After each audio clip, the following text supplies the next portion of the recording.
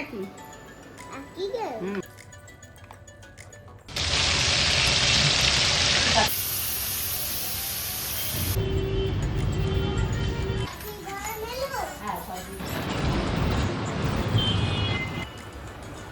গোবিন্দ ৩ দিন পরে কালকে মায়াপুর থেকে ফিরেছে। বলে গেছিল মঙ্গলবার ফিরবে, তার আসেনি, বুধবারে এসছে। আর আসার সময় দেখো কি সুন্দর একটা গিফট নিয়ে এসছে লিটিল গোল্ডের জন্য। আর আমার জন্য যেটা নিয়ে এসছে সেটা হলো কুকি বিস্কুট। কালকে রাত্রে তোমাদেরকে হয়তো ব্লগে দেখেছিলাম, কেউ কেউ হয়তো নোটিস করেছো। লিটিল গোল্ডের এই যে কালার করার বুকসটা নিয়ে এসছে, এটা কার বই বলো তো? এটা হনুমানজির বই।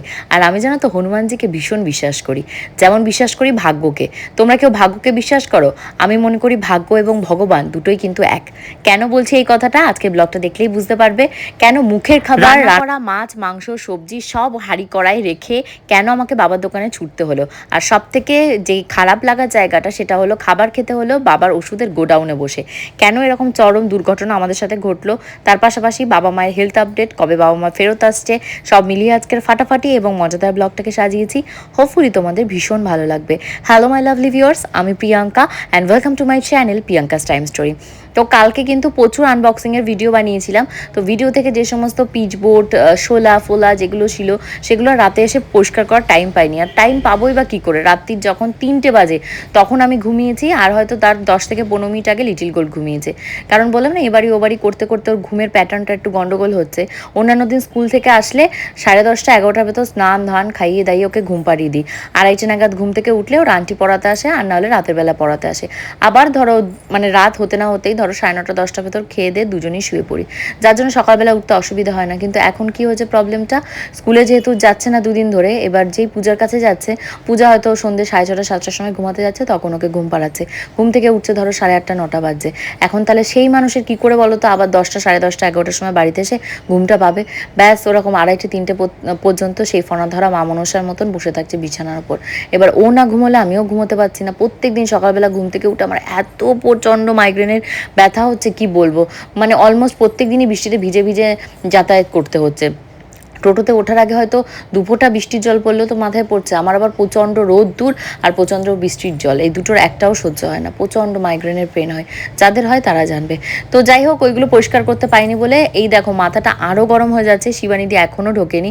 অ্যাকচুয়ালি দেখো শিবানীদিকে নিয়ে আমি কিন্তু খারাপ কথা বলার জন্য ভিডিওটা বানাইনি। আগের দিন হয়তো মানুষটা আমার ভিডিওটা দেখেছে যে শিবানীদি আসতে একটু দেরি করেছে বলে আমি চেল্লামিল্লি করেছি, ভিডিও বানিয়েছি। আমাকে আজকে এসে তাই বলছে তুই ভিডিওটা ছেড়েছিস, আমি প্রচণ্ড রেগে গেছি। আমি বলছি রেগে গেছো তুমি? যদি বলতে আমার খারাপ লেগেছে তাহলে না আমি এক্সপ্লেনেশন দিতাম তোমায় কেন আমি ভিডিওটা বানিয়েছি।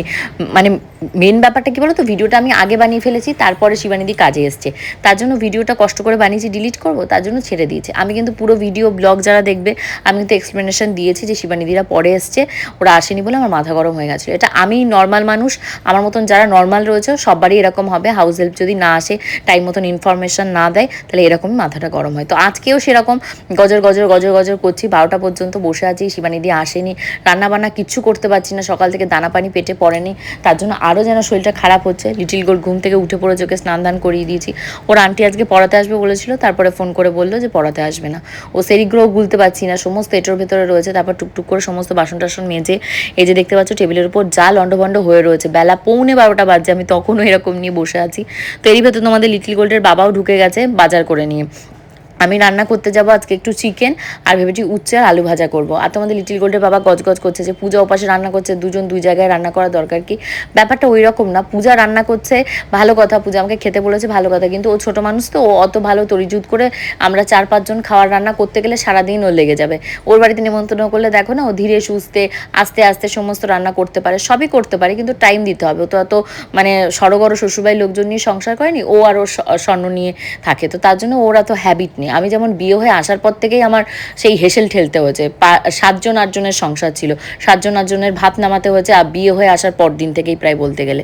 তো আমার সাথে ওর তুলনা করলে হবে না, তাই আমি বলেছি ওকে প্রেশার দিয়ে লাভ নেই। ও যেটুকু করছে আমি বাটি করে না হয় খাবার বাড়িতে নিয়ে এসে এখানে বসে খেলাম বা ওখানে বসে ওর সাথে খেলাম, সেটা অন্য রকমের।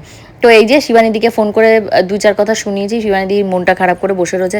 তারপর আমি শিবানীদিকে বোঝাচ্ছি, দেখো শিবানী তুমি দেরি করে এসছো, এতে আমি আমার কাজগুলো করে নিচ্ছি, কিন্তু ওপাশে তো এরকম নয় যে আমার একার সংসার, আমার ভাগের সংসার, গোবিন্দরও ভাগ রয়েছে। গোবিন্দর বাসন মাজছে, গোবিন্দর ঘরটা ঝাড় দিয়ে নিচ্ছে, কারণ বেলা 12টা পর্যন্ত আর ওর ভগবান তো না খেয়ে বসে থাকবে না, না অভিষেক না করে বসে থাকবে, ওর জামা কাপড় ও কেচে নিচ্ছে। তাহলে ও তো পরবর্তীতে যখন তোমাকে মাইনেটা দিতে হবে তখন তো বলবে যে আমার তো হাফ কাজই করে না মাইনে, তাহলে শিবানীর দিকে দরকার কি? তাহলে ব্যাপারটা তুমি বুঝতে পারছো তো আমি কোন জায়গা থেকে বলছি? আমি তোমার সাথে অ্যাডজাস্ট করব, বাকিরা যে অ্যাডজাস্ট করবে এটা তো তোমার ভাবাটা ভুল। তারপর শিবানীদি বলছিল পূজার বাড়ির কাজটা ছাড়ানো হয়ে গেছে। তাই আমি বলছিলাম যে দেখো পূজা স্বর্ণ তোমাকে কাছ থেকে সরায়নি, ওরা বরাবরই তোমাকে বলেছে যে তুমি বলেছো তোমার টাইম হবে না, তুমি নতুন বাড়িতে কাজ ধরেছো, তাই রিগ্রেট করছিল যে কাজটা ছেড়ে দিলাম। আমি বললাম এর জন্যই আমি সবসময় বলি কারোর পোলোর চোনায় নাচবে না, নিজের বুদ্ধিতে মরাও বলো। আমি সবসময় নিজের বুদ্ধিতে চলি, না আমার স্বামীর বুদ্ধি, না আমার বাবা মার বুদ্ধি, না আমি কারো বুদ্ধিতে চলি। আমার যেটা ভালো মনে হয় আমি সেটা করি। হ্যাঁ অবশ্যই আমার বাবা মার পারমিশন নিই, আমার বরের ওপিনিয়ন নিই, সবই নিই, কিন্তু বুদ্ধি আমার হবে, যা করব ডিসিশন আমার হবে, তাদের কাছ থেকে আমি সাজেশন নিতে পারি। তো শিবানীদিকে বললাম যে সবজি টবজি হাফ আমার কাটা হয়ে গেছিলো, তো বাকিটা আমি ভাবলাম এখানে টাইম নষ্ট করে লাভ নেই, শিবানী তো ধীরে সুস্থে কাজ করতে লাগুক, আমি ততক্ষণে একটু লিটিল গোল্ডকে স্নান ধান করিয়ে খাই দাই রেডি করে দিয়েছি। রেডি করে আমি আজকে যেহেতু দোকানে যাব, তো দোকানে যাওয়ার জন্য এই জামাটাকে আজকে পরবো। প্রচুর জামার অর্ডার দিয়েছি মিশো থেকে, তো সেই সমস্ত জামা এখনও কিছু খোলা হয়নি, কোনটা স্লিভলেস রয়েছে সেটা পরে তো লিটিল গোল্ডের স্কুলে যাওয়া যাবে না, সেটা পরে ধরো আমি পার্কে বা কোনো শপিং মলে ঘুরতে গেলাম, তো সেগুলো সব সাইড করতে হবে। তো তারই ভেতরে এই যে আজকে যেহেতু প্রিয়া আসেনি, প্রিয়াদের স্কুল রয়েছে, ওদের এক্সাম শুরু হবে নেক্সট মান্থ থেকে, তো এখন রেগুলারলি ও স্কুলে যাচ্ছে। তো আজকে রাজকে দিয়ে ভিডিও করেছি, লিটিল গোল্ডও দৌড়ে চলে এসেছে আমার সাথে ভিডিও করবে বলে।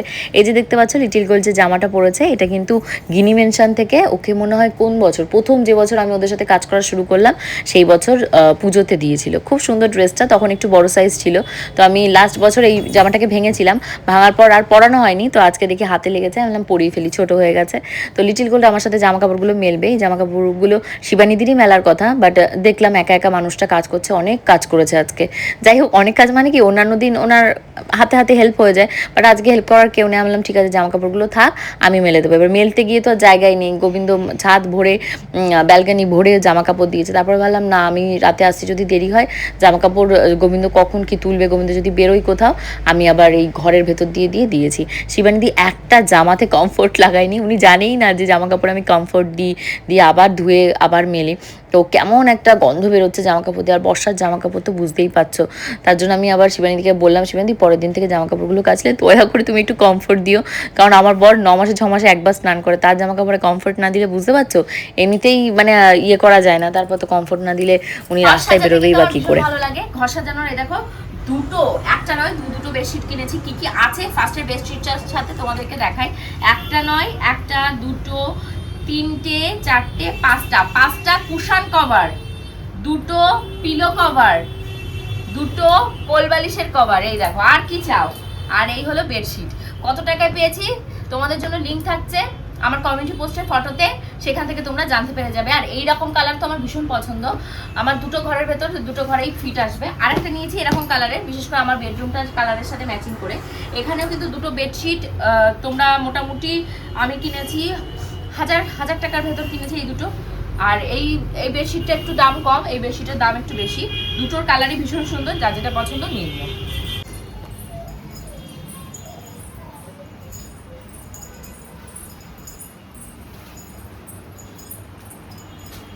কি হচ্ছে কি তোর? শুয়ে আছিস কেন? রাজ বলেছিল জামাটা নিয়ে যেতে। হ্যাঁ সবাই নাকি আমরা ওকে দিয়ে কাজ করি, ওই যে তুমি নিজে কাজ করো, শুনতে পাচ্ছ মেয়ের অবস্থা? মেয়ের এখনো দুধের দাঁত পড়েনি, তাই বলছে তুমি আমাকে দিয়ে শুধু কাজ করতে বলো, তুমি নিজে কেন কাজ করো না? দেখো আমার কাজের পাহাড়, 3টে বাজে এখনো আমি তো ভাত রান্না করতে পারিনি। মানে কি হচ্ছে বলো তো, ওই কালকে 8টার সময় পূজা মেয়েকে ঘুম পাড়িয়েছে, না ঘুম দিয়ে তুলেছে আমি জানি না, মেয়ে রাত্রির 2টো পর্যন্ত জেগে। ঘুমাবে না তো ঘুমাবে না, কি করে ঘুমাবে? তার যদি ঘুমই না পায় সে কোথা দিয়ে ঘুমাবে? আর এই যে শিবানীদি সব কেটে ধুয়ে রেখে গেছে, এখন চটপট রান্না বসাবো। ফার্স্টে আমি আজকে রান্না বসাবো হলো উচ্ছে ভাজা, উচ্ছে আলু ভাজাটাকে একটা ছোট কড়াই বসাবো, এত বড় কড়াই এটাকে বসালে হবে না। আর ছোট কড়াই সব বাসনগুলোর বুঝেছো গায়ে গায়ে জলের ছোপে, কি বলবো, দুদিনে বাসনের অবস্থা কালো হয়ে যাচ্ছে বাসন সব। আর চিকেনটা আমি ধুয়ে রেখে দিয়েছিলাম, চিকেন আর ভাত বসাবো, নাহলে খাবো কি। তোমাদের গবুদার তো এখন থেকে মানে 10 মিনিট পর থেকে ফোনের পর ফোন শুরু হয়ে যাবে, যে কোথায় এখনো আসলে না। গেছে তো একটার সময়, মানে 12:30 একটা নাগাদ গেছে। সে যখনই যাক, সেও বা কতক্ষণ দোকানে বসবে। তো যাই হোক, এই হলো উচ্ছে ভাজা। তেল দেবো যাতে শুকনো না হলে পরে করে হবে। এই চিকেনটা এনেছিল যেদিনকে মেকআপ আর্টিস্ট প্রিয়া এসেছিল, সেদিনকে তোমাদের লিটিল গোল্ডের বাবা, তা ওখানটা থেকে হাফটা রান্না করেছিলাম আর হাফটা প্রিয়াকে বলেছিলাম তুলে রাখতে। প্রিয়া বা লেগ পিস টিস যা ছিল সব দিয়ে তুলে রেখেছে। তো আমি ভেবেছিলাম আজকে লিটিল গোল্ডের খিচুড়ি রান্না করবো, কিন্তু টাইম পেলাম না। লিটিল গোল্ডের বাবার টাইমিং হলো দোকানে বসার 12:30 থেকে ধরো ওরকম, আমি যতক্ষণ না যাব। আজকে হলো গোবিন্দ স্কুটি নিয়ে বেরোবে। আমার বরের যেহেতু একটাই স্কুটি, তো বরের স্কুটি নয় সরি, মানে ওদের দুই ভাই যেহেতু একটাই স্কুটি, তো তার জন্য গোবিন্দ নিয়ে বেরোবে। গোপাল তো আবার আমার বাবার দোকানে আমাদেরকে উদ্ধার করার জন্য বসে আছে। এবার দেখলাম তোমাদের গপুদার মূর্তি ভালো না, চেঁচামেচি করছে। এপাশ থেকে গোবিন্দ মনে হয় কিছু বলেছে, তো আমার এত খারাপ লেগেছে। আমি, তোমরা জানো না, মানে এত খারাপ বা এত হার্ট আমি কোনোদিন হইনি।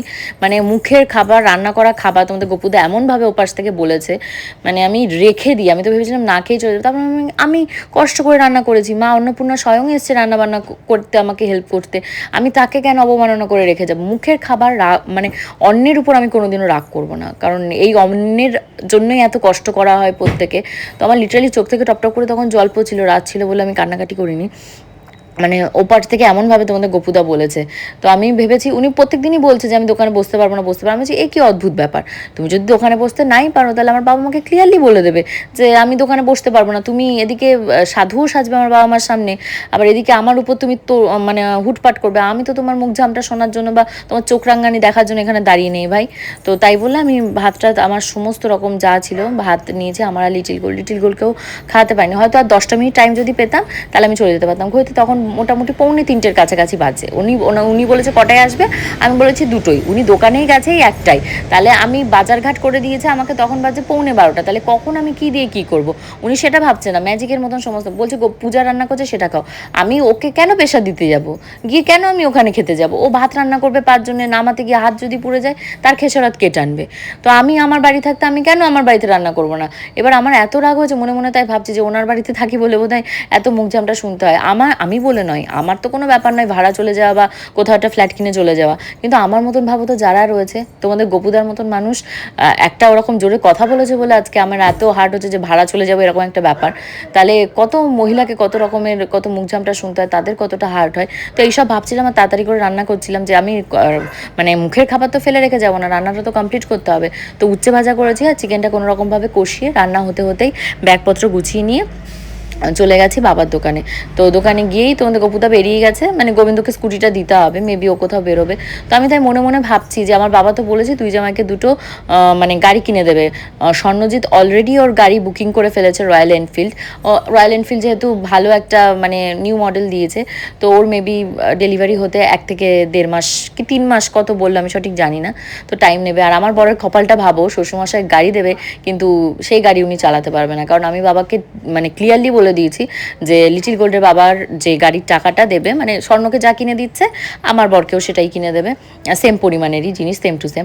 তো সেই টাকাটা আমার মেয়ের নামে বা আমার নামে ফিক্সড ডিপোজিট করতে, কারণ বারোয়ারিভাবে ওই রয়্যাল এনফিল্ড চালাবে, আমার টাইম মতন আমি পাবো না, তো ওই গাড়ি আমার বরকে দিতেও হবে না, বরঞ্চ ওর ভেতরে আরও কিছু টাকা দিয়ে আমি আমার টাকা দিয়েই আমি একটা 4 চাকা কিনে নেবো, তাতে আমি আমার মেয়ে স্কুলে ঠিকঠাক মতন যাতায়াত করতে পারবো। তোমরাই বলো আমি কি খারাপ ডিসিশন নিয়েছি না ঠিক ডিসিশন নিয়েছি? আর তোমরা বায়াস হবে না, তোমাদের গপুদা ওরকম সিধা সাদা ভোলা ভালা মুখটা দেখে আমি চেঁচাই বলে তোমরা ভেবে নিও না যে আমি ভুল। যে চেঁচাই সবসময় সে ভুল হয় না, যে চুপ করে শোনে সেও কিন্তু কিছু কিছু সময় মানে ভুল করে। ওই যে একটা কথা আছে না, চোরের মায়ের বড় গলা, সবসময় কিন্তু সেটা হয় না। তো যাই হোক, আমরা এসছি ওপরে, অনেক কষ্ট করে খেয়েছি, খাওয়ার সময়ও প্রচুর কান্না মানে করেছি, তারপর চোখ টোক মুছে এখন সন্ধেবেলা চা বিস্কুট নিয়ে এসছে। তো আমার মনের কষ্ট আমি ইনস্ট্যান্ট কেঁদে কেটে, কোনো ডিপ্রেশনে যাওয়ার ব্যাপার নেই, কষ্ট হয়েছে কাঁদবো ব্যাস ফ্রেশ হয়ে যাবো। কারোর জন্য মনের ভেতর রাগ পুষে নিয়ে আমি ডিপ্রেশনে চলে যাবো, তাহলে আমার বাচ্চাটাকে কে মানুষ করবে? তো যাই হোক, বিস্কুট টিস্কুট খেয়ে, পূজা আজকে দোকানে এখনও আসেনি, পূজা আসবে, পূজা ফোন করেছিল যে এখনই আসবো। ও তো মানে কাজকর্ম করছে, ওদেরও একটা বিজনেস, এত বড় একটা বিজনেস স্বর্ণজিৎ খুলে একা একাই হ্যান্ডেল করছে। তো পূজা পরে এসছে, আমাকে আগে স্বর্ণজিৎ বাড়িতে দিয়ে এসছে, তারপর পূজাকে নিয়ে গেছে। এদিকে বাবার স্কুটির তেল শেষ হয়ে গেছে, তারপর স্বর্ণজিৎ আবার হেঁটে হেঁটে গেছে মনে হয় সাজিহাট থেকে তেল টেল এনে তেল টেল ভরেছে, তখন আমি আবার বাড়িতে টোটো ভাড়া করে চলে এসেছি। স্বর্ণজিৎ বলছে দিদি থাকলে না। তাই আমি বলছি না এবার থাকবো, কালকে লিটিল গোল্ডের স্কুলে মরিবাচি যেতেই হবে, বুকস একটা জমা দিতে বলেছে, সেটা জমা দিয়ে তারপর এসে শনিবার থাকবো। শনিবার থেকে রবিবার আমাদের একটা প্রমোশনে যাওয়ার কথা রয়েছে। মাকে আবার তাই ফোন করেছিলাম যে তোমরা কবে ফিরছো, তো মারা বললো মারা শনিবারের ভেতর ফেরত আসবে। আর ডাক্তার কি বলেছে সেটা এখনও জানা যায়নি, ডাক্তার অন্ততপক্ষে কালকে ডাক্তার দেখাতে গেলে তারপরে জানা যাবে যে ডাক্তার কি বলেছে। জানতে পারলে অবশ্যই তোমাদের সাথে জানাবো। আর এখন বাড়ি চলে যাব। পূজা আজকে চিকেন রান্না করেছিল, আমি যখন বেরিয়ে আসছি তখন স্বর্ণজিৎ বলছে চিকেন মাটন এই সমস্ত মা ফ্রিজের ভেতর কিনে কেটে রেখে গেছে, যাতে কোনো জামাই বা কোনো মেয়েকে কোনো রকমের কোনো অসুবিধা পোয়াতে না হয়, বাজারঘাট করতে হয়। তো আমি বাড়িতে চলে এসেছি, আমি আর চিকেন আনিনি। আমি স্বর্ণজিৎকে বললাম আমিও আজকে চিকেন রান্না করেছি, এইটুকু খেয়ে নিই, কালকে এসে তারপর একসাথে সবাই মিলে খাওয়া দাওয়া করবো। তো এই রাতে এসে লিটিল গোল্ডের জন্য একটা ডিম ভাজছিলাম। পূজা আমাকে বলেছে যে মনে হয় ভিডিওতে কে ওর কান বাগানি দিয়েছে আমার ভিডিও দেখে, যে ম্যাগি খাইয়ে তোর মেয়ের বমি হয়েছে, আমি আজকে আর তোর মেয়েকে ম্যাগি ফ্যাগি খাওয়াইনি, তুই গিয়ে ভাত খাইয়ে দেখে 4টে। তো আমি আর ওখানে ভাতটা করতে চাইনি। ঝুনু কাকির সাথে 2-4টে কথা বলতেই 9:45 বেজে গেছে। আমি ঢুকেছি তখন প্রায় 9:30 কাছাকাছি বাজে। এক কাপ চাও ঝুনু কাকিকে আর বানিয়ে দিতে পারিনি। আমার মাথায় ঘুরছে যে কতক্ষণে বাড়ি আসবো, তাড়াতাড়ি করে মেয়েকে ঘুম পাড়াবো, ঘুম পাড়িয়ে এই প্রত্যেক দিন দুপুর 2টোর সময়, রাত্রি 2টোর সময় ঘুমোতে যাওয়ার জন্য স্কুল 3 দিন মিস হয়েছে। এত কিছু একা ওপর আমি প্রেশার নিতে পারছি না, কেন বলো তো, মানে সব ঘেটে ঘ হয়ে যাচ্ছে। তো যাই হোক এখন ডিনার করবো, লিটিল গোল্ডকে নিয়ে বেডে চলে যাবো, কালকে আসবো।